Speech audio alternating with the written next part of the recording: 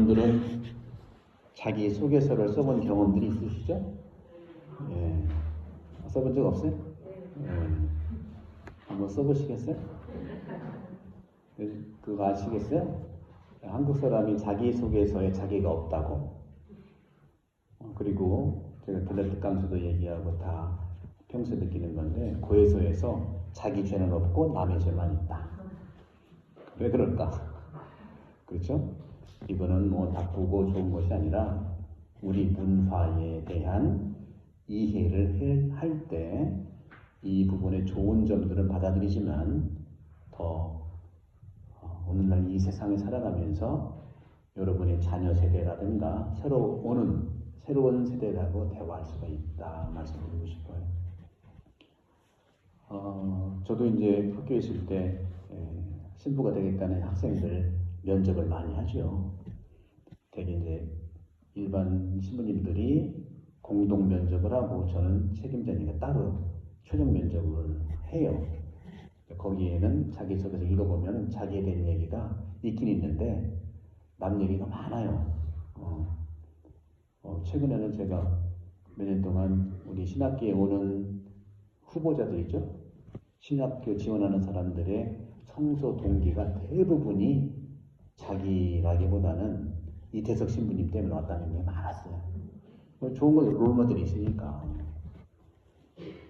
근데 그러면 왜 서양 사람들은 자기소개서에 남이 없고 나만 있을까? 이거는 우리 문화를 이해할 때 나도 그렇게 경향을 할 수 있고, 하지만 지금은 우리 식과 그들 식이 좋고 나쁜 게 아니라 지금은 하나의 세상이 돼서 오히려 우리 이 문화는 고요히 간직할 필요가 있고, 왜 이렇게 나왔을까 하는 것을 깊이 성찰하고 들여다보면 장점들은 살리지만 이런 식 때문에 소통이 어려운 것은 또 우리가 이겨낼 부분이에요. 서양 사람들은요, 이 자기소개를 할 때, 또 면접도 마찬가지예요. 면접할 때 사돈의 팔촌 얘기 안 물어보죠. 지연, 혈연, 학연 관심이 없어요. 오직 그 사람에 대한 것만 관심이 있어요. 한 4-5가지 얘기하면 첫 번째 스킬을 물어봐요. 스킬. 너 어떤 기술이 있냐? 두 번째는 어떤 경험이 있냐? 그 경험 중에서 성장한 것이 어떤 것이 있었냐? 세 번째는 에듀케이션의 백그라운드. 교육의 환경들, 배경들을 물어봐요. 학사는 이거 했고 석사는 이거 이런 식으로 물어보고. 또 하나는 우리가 살아가는 데 있어서 어워드라고 하죠. 상 받은 게 있냐? 상은 어떤 상을 받았냐? 그 상 받아가지고 어떻게 또 임프루브, 발전된 것이 있냐? 또 사회에 공헌하고 봉사할 때 어떤 봉사를 했냐? 지극히 나에 대한 것만 계속 물어보니까 나를 얘기할 수가 있어요. 그러면 이 사람들이 왜 이런 것들을 어디서 왔을까를 곰곰이 생각하면 오늘 복음을 보세요. 오늘 제 독서 보세요. 각자 자기 얘기를 하는 거예요. 남 얘기하는 거 없어요. 바오로 사도 같은 경우에도 아테네 또는 코린토로 갔는데 쭉 이렇게 안식일마다 회당에서 토론하고 유다인들과 그리스도인을 설득하려고 했었는데 설득이지 막 강요한 게 아니잖아요. 그죠? 설득이지 강요한 게 아니라는 거죠. 그러면서 바오로 사도가 정말 모독하는 말을 듣자. 우리 같으면 어떻게 뭐 열불 나가지고 너 그럴 수 있냐 막 너부터 주어가 나와. 근데 바오로는 자기에게만 하잖아요. 나에게는 잘못이 없습니다. 이제부터 나는 다른 민족들에게 갑니다. 팩트만 얘기하는 거예요. 그리고 여러분의 멸망은 우리는 여러분 망해서 죽을 거야 이렇게 얘기하는 게 아니라 여러분의 멸망은 여러분의 책임입니다 하고 주로 주어가 나로 시작해요. 근데 우리는 되게 주어를 안 쓰는데 안 쓰는 이유는 주어가 너기 때문에 그래요. 밥 먹었냐? 기분 나쁘지? 다 너를 뺀 거예요. 여러분도 자기 언어를 보세요. 전부 주어가 나가 별로 없을 거예요. 그게 나쁘고 좋다는 얘기가 아니라 우리는 본래 주어를 잘 안 씁니다. 안 쓰는 이유는 공동체 전체를 주어로 하기 때문에 그런 것이 있어요. 그런데 왜 제가 서양이다, 한국이다를 비교하고 판단하려고 하는 것이 아니라 어쩌면 우리 한국 분들은 결정적이고 남이 어려울 때 많이 도와주는 그러한 살찐 성인의 문화를 다 가지고 있어요. 예수님같이 산 사람들이 한두 명이 아니에요.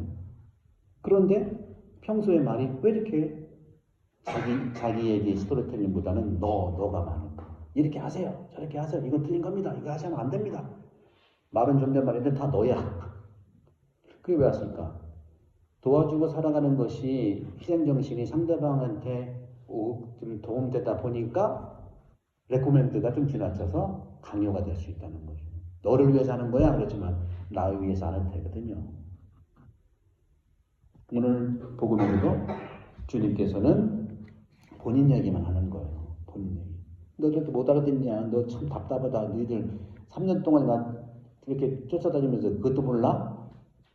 그게 아니라 조금 있으면 너희는 나를 더 이상 보지 못할 것이다. 그러나 다시 조금 있으면 나를 보게 될 것이다. 이 말을 3번이나 쓰는 거. 우리 같은 답답하게 3번씩이나 말하는 거야. 이게 자기 이야기를 주어로만 바꿔도 훨씬 더 소통이 가능해요. 집에서도 그렇고 회의 때도 특히 그렇습니다. 그래서 나라는 주어를 써서 얘기하면 훨씬 더 상대방이 존중되고 또 내 의견이니까 상대방이 기분 나빠할 일은 없죠. 그래서 주님께서 말씀하시죠. 예수께서는 제자들이 묻고 싶어하는 것을 아시고 그들에게 이르셨다. 또 반복 또 하는 거예요. 조금 있으면 너희는 나를 보지 못할 것이다. 그러나 다시 조금 더 있으면 나를 보게 될 것이다. 이 말 한 거 가지고 서로 묻고 있는 거잖아. 확인하는 거죠. 판단은 없어요. 그중에 항상 판단 중지, 충조평가는 하지 말자고 하는 것은 복음서 자체가 그렇게 남에 대한 판단이 왜? 판단은 좀 심하게 얘기하면 심판은 하느님의 몫이고 우리는 식별, 분별, 내 의견 얘기하는 것뿐이에요. 그러면 우리는 삼척 동자도 다 의견의 차이가 나면 차이 나는 걸 알고 하다 보면 그런 거 집에서도요. 왜 자녀들하고 대화가 왜 안 됩니까? 자녀들은 그런 식의 교육을 받았기 때문에 자기 얘기는 하지만 주로 부모님도 걱정되니까 너는 빠졌지만 다 넣어야 돼. 너 시집 언제 갈 거냐? 너 그렇게 나중에 시집 가서 어떻게 할 거냐? 장가는 가야지? 그건 그렇다는 너 왜 성당에 안 나와? 성당 나가야지. 바로 다 너니까 이게 좀 불편하고 어려운 부분이 있는 거예요. 특히 가까울수록 더 그렇습니다. 그래서 저는 성찰이라는 식별 이런 얘기를 누차 많이 하지만 내 얘기를 하는 것이 굉장히 필요한 부분이에요. 그러면 다 알아들어요. 삼척동자도 다 알아들어요. 아, 저분이 저런 뜻이구나. 반응이 없고 그런 것은 그분이 또 다른 생각이 있기 때문에 그럴 거 아닙니까? 그런 점에서 우리는 복음 안에서 나와 있는 예수님의 이 말 표현 방법을 배워서 우리가 그렇게 실현하면 오늘 주님이 말씀하신 것처럼 근심과 고통이 많이 있겠지만 기쁨으로 바뀔 거라는 희망을 주세요.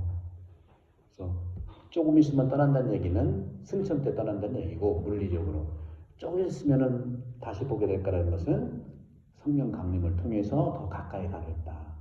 결국에는 종말 때, 재림 때 다시 만나겠다 하는 그런 영적인 만남, 물리적인 헤어짐 그런 것들이 볼 수 있기 때문에 우리 각자는 개인의 생각이 너무 소중합니다. 그래서 나 개인의 생각을 나누는 것이 훨씬 더 주님을 닮아가는 것이고 그럴 때 어떤 오해나 감정의 어떤 갈등이 없이 서로 소통이 될 수 있다.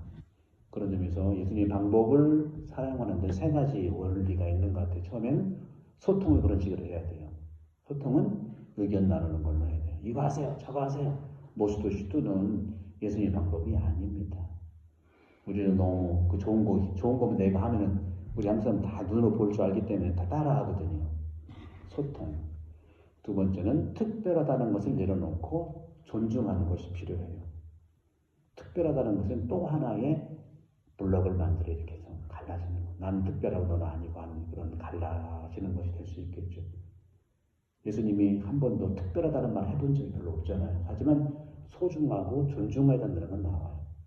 그래서 소통하고 존중하면 그 다음에 도와줄 수 있어요. 이게 협력이잖아요. 협력은 그거 보고 우리 한국 분들은 도움의 준비는 너무 잘 되어 있거든요.